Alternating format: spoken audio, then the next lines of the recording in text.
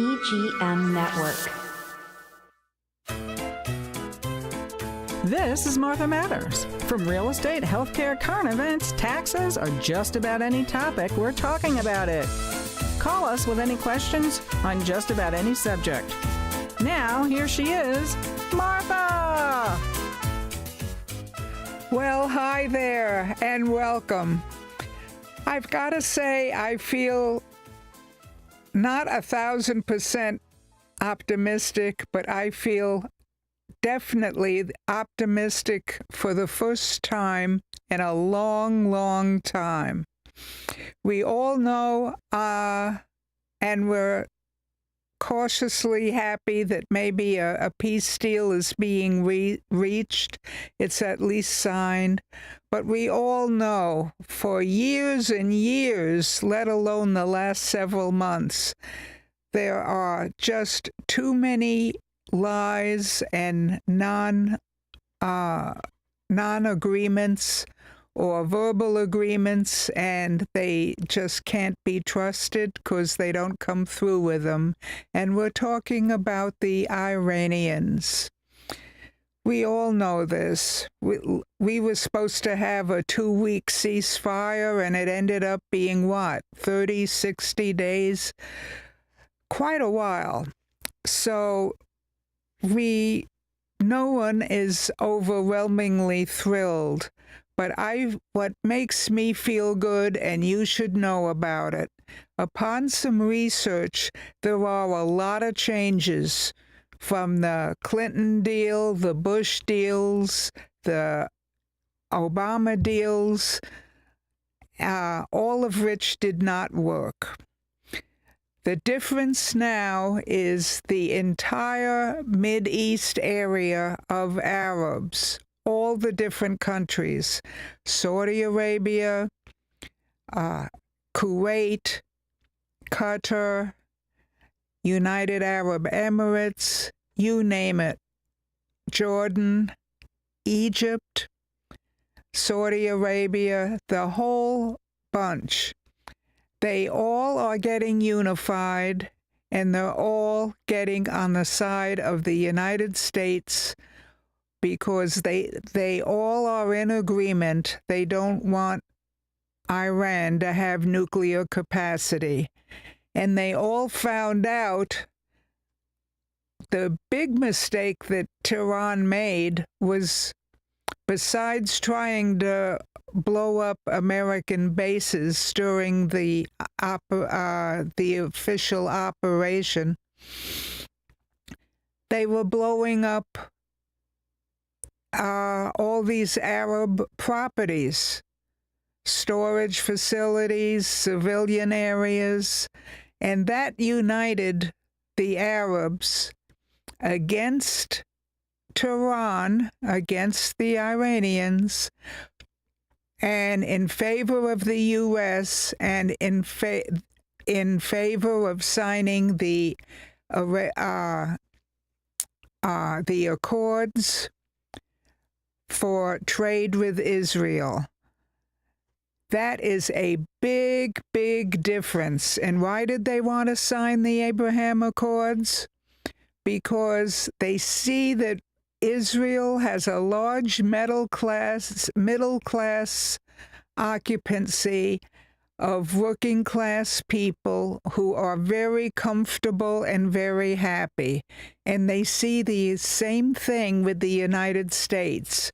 We have a large middle class. Some poor people are able to work their way up into working class and middle class.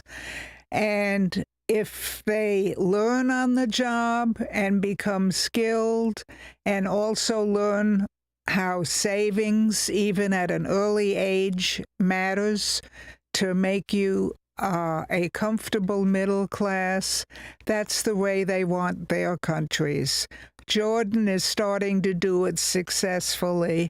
Yes, they have a king ruling, but they also have a larger working class who are free to worship as they please, including other religions. They are free to do their food shopping, take walks with the dog, talk to neighbors and friends. And freedom of speech is basically what I'm saying, and they don't want to lose that. They think that is beautiful. In fact, I find it interesting.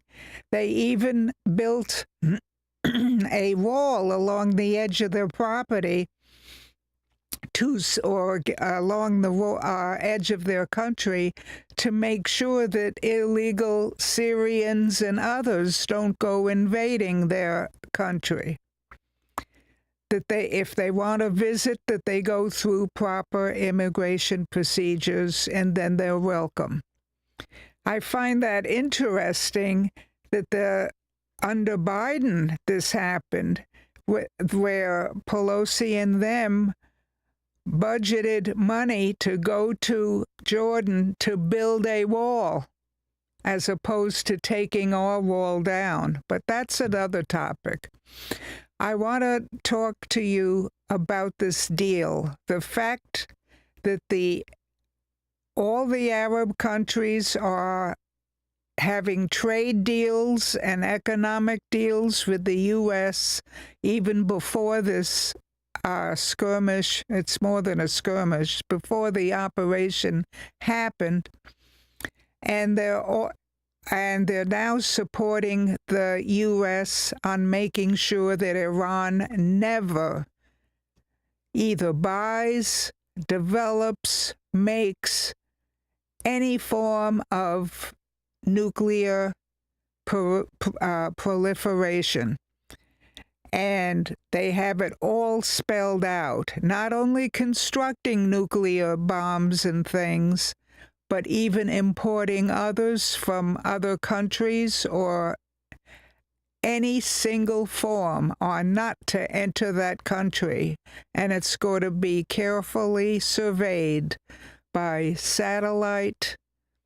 Some of it is SpaceX and that Elon Musk has developed. So the support of the entire Middle East countries is against Iran's nuclear development is the first time ever that they've been public about this. This never happened under Obama. Obama said, look, I don't want any bombing under my watch.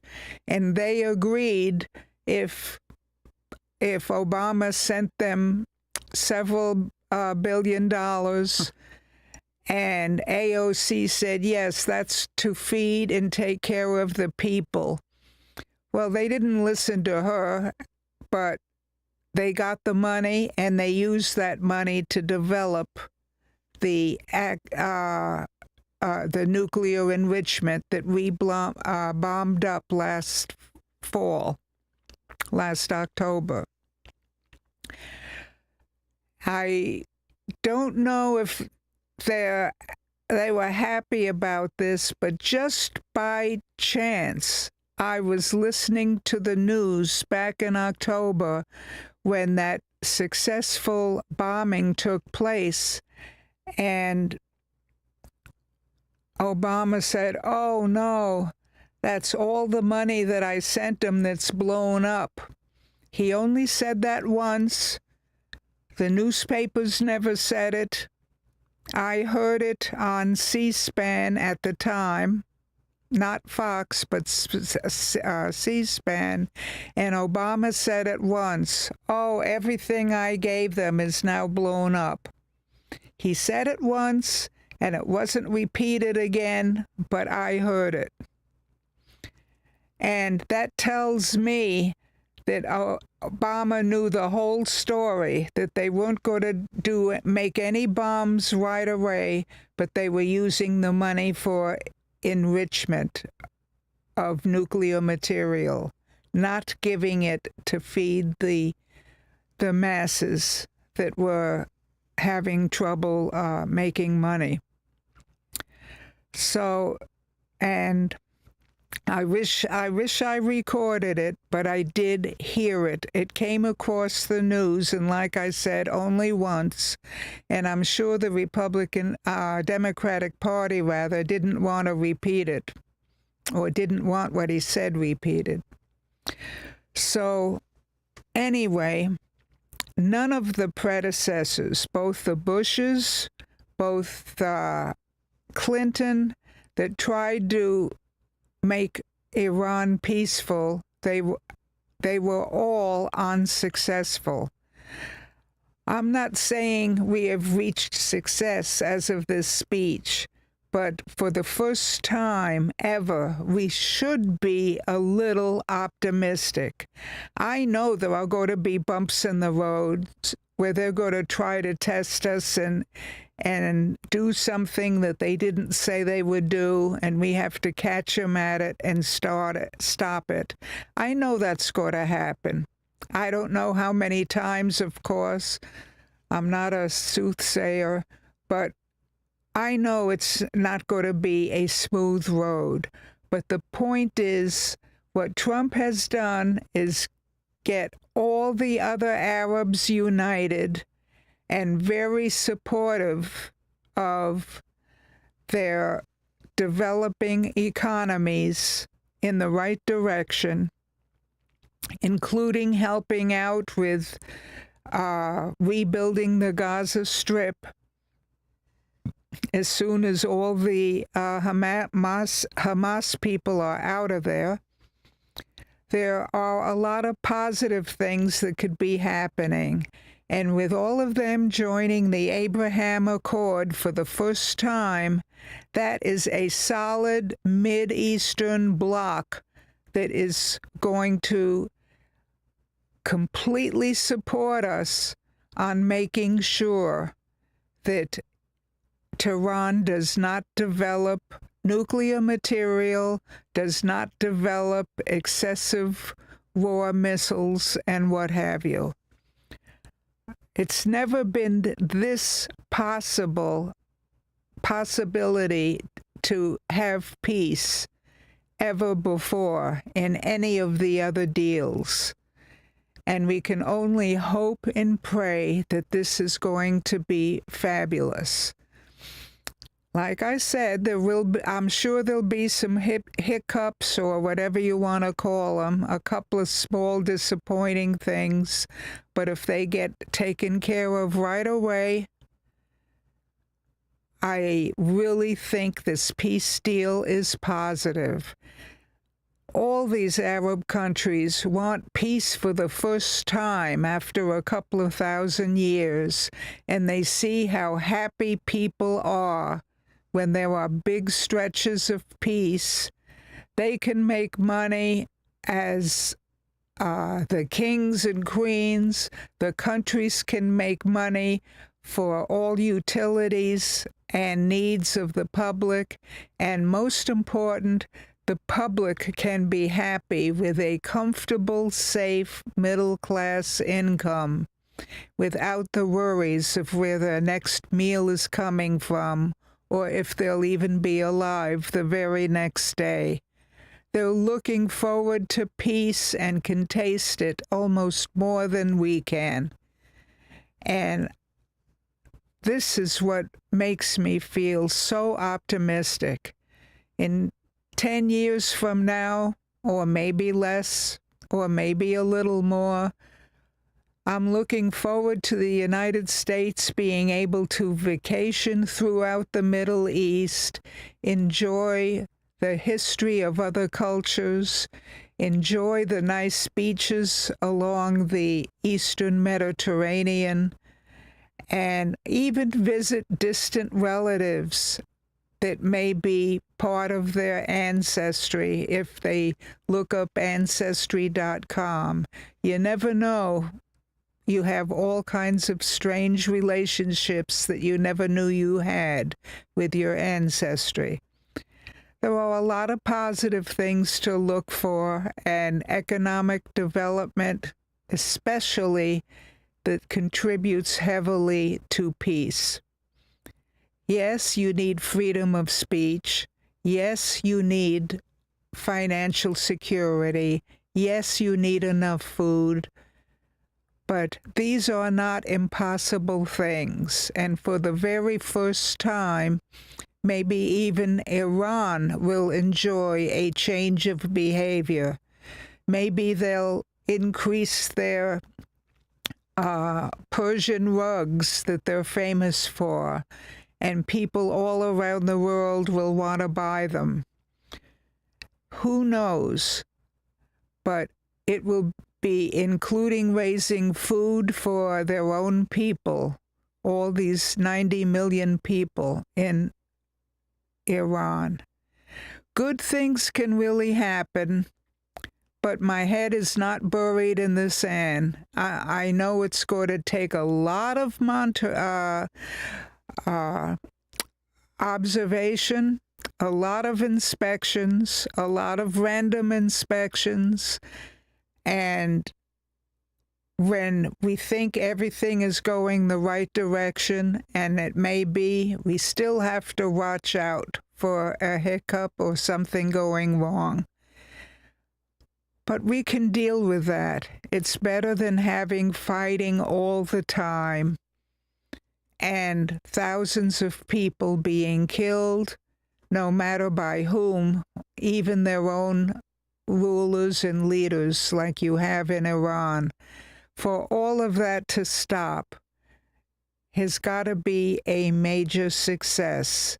So let's pray and really, really hope that that is going to happen, and do all we can to not get discouraged.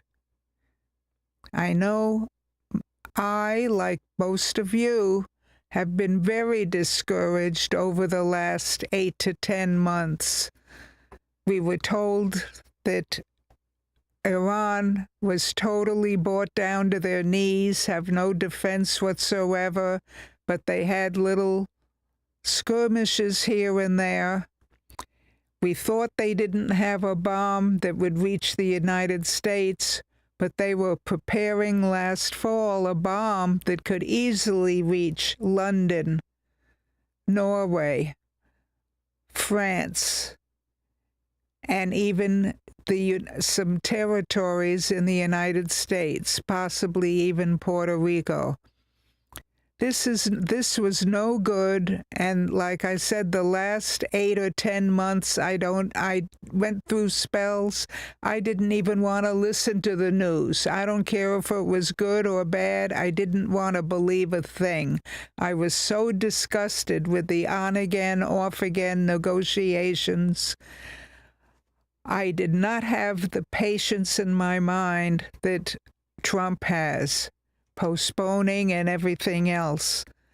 But it looks like he finally succeeded, and the number one issue is no, absolutely no nuclear development of any kind, whether purchase, development, construction, or even having access to. The absolute no to anything nuclear. That is a major achievement that no one else has achieved. It's not the same deal as Obama's. It is a first-time achievement. And let's all pray, as skeptical as many of us may be to varying degrees, let's hope and pray that this can work. So on that, let me take a break, and we want you to stay with us. I will certainly have a lot more information for you coming right up.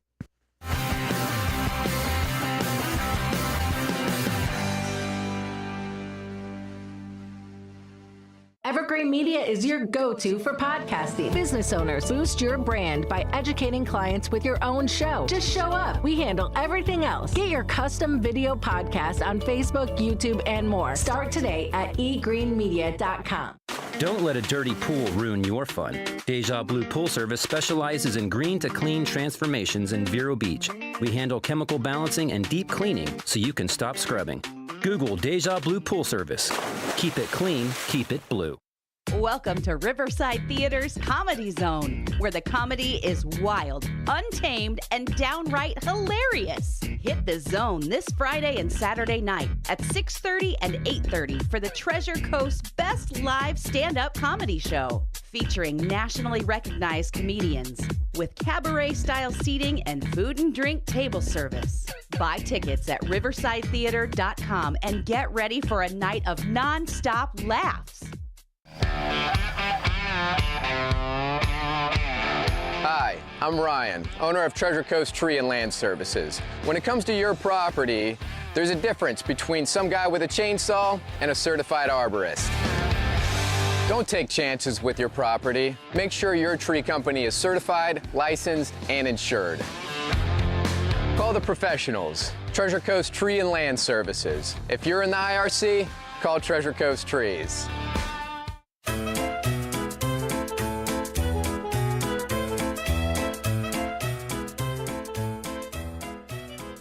Well, hi, and welcome back. Hey, I want to look forward to our 250th anniversary. I want to look forward to Halloween next October and next Christmas and the years after. Let's hope we can have a very, very successful, peaceful globe. And we can vacation around the world and enjoy one another in peace and prosperity. You will never have 100%. But remember, there will always be some disabled people. There will always be a few poor people for whatever reason, probably largely because of various handicaps. But that doesn't stop you from having a majority of comfortable, peace-looking people who enjoy education, who enjoy traveling, and most important, can say hello and have conversations with one another, whether it's at the supermarket, walking your dog, or even at airports. You can talk to a stranger in the U.S. and say, oh, do you know which way is gate 5? And if they know, they'll tell you. That's the nice part of not having to keep your mouth shut the whole time. And we forget how lucky we are with it. So on that note, remember, with communism and with even socialism, free speech and an open mouth is not one of their characteristics. You have to learn to shut up and not say a word in public. So be careful of what you ask for and be thankful for what we have. And on that note, I'm going to let you people go. So please, please, remember the importance of being able to talk to one another, even me talking to you now, and even you calling me and other people. So have a great, great week, and we'll talk to you next time.